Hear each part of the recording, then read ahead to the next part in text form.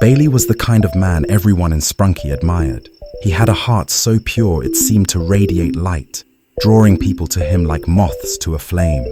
His kindness was unyielding, his faith in others unshakable.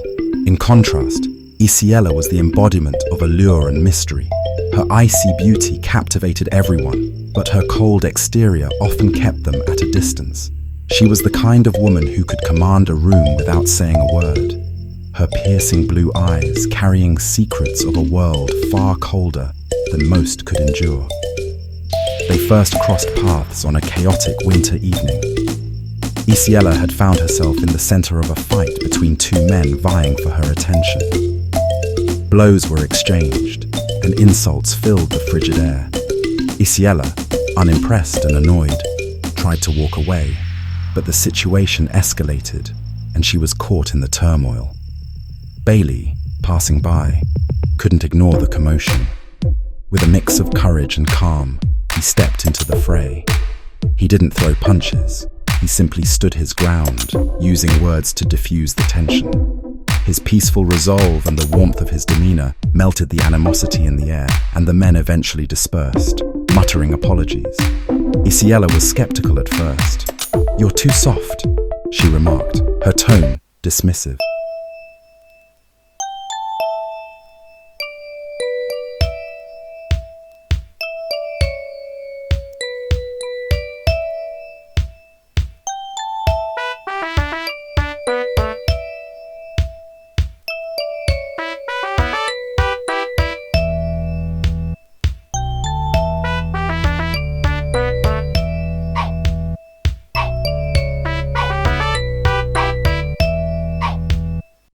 But Bailey only smiled, his breath visible in the cold.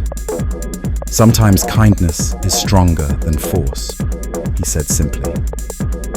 Iciella scoffed, but found herself lingering, her curiosity piqued by his unusual approach. Days turned into weeks, and their paths crossed more often. Bailey's unwavering optimism and gentle humor slowly chipped away at Iciella's icy defenses. She began to see that beneath his quiet exterior lay a strength she had never encountered before. It wasn't the bravado or arrogance she was used to.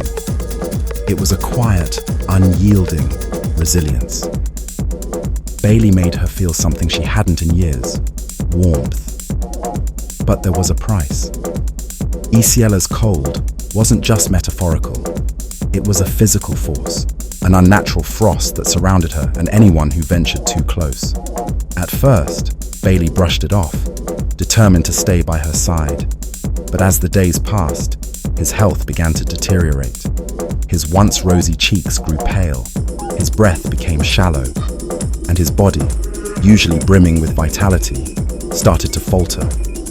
Iciella begged him to leave, to save himself. "I'm not worth it," she cried, her voice trembling with uncharacteristic vulnerability. "I'll only destroy you." But Bailey shook his head, his lips curling into a weak smile. "I'd rather freeze by your side than live in warmth without you." Her heart, which had always felt like a block of ice, cracked under the weight of his words. She tried to keep her distance, to shield him from her cold, but he always found his way back to her.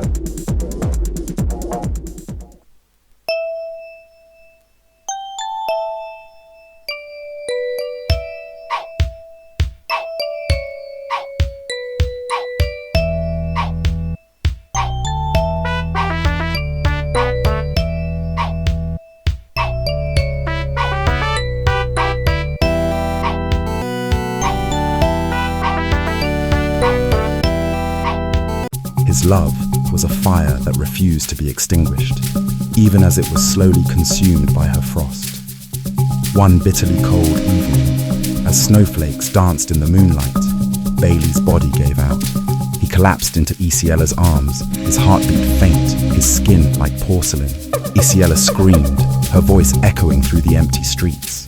She cradled him, her tears freezing as they fell onto his lifeless face. For the first time, Iciella felt true despair. She realized she couldn't let go of him, not now, not ever. Desperate and broken, she used her powers to encase his heart in ice, preserving it in a crystalline prison. The frost glowed faintly, a dim echo of the warmth that had once radiated from him. She held it close to her chest, feeling the faintest pulse of life within it, a fragile reminder of the man who had given everything for her. In the days that followed, Iciella wandered aimlessly through the snowy wilderness, her steps leaving trails of frost. The villagers whispered about the Ice Maiden, who carried a glowing heart. Her beauty as captivating as her story was tragic. Some claimed they had seen her sitting by frozen lakes, speaking softly to the heart, as if Bailey could still hear her. Though the frost around her grew colder, Iciella could still feel the faint warmth of Bailey's love, emanating from the frozen heart she carried. It was both her solace and her torment, a reminder of the man who had taught her to love, and the unbearable price they both had paid for it. She would forever walk in winter's embrace, her heart as cold as the snow beneath her feet, but filled with the memory of a love too pure for the icy world they had shared.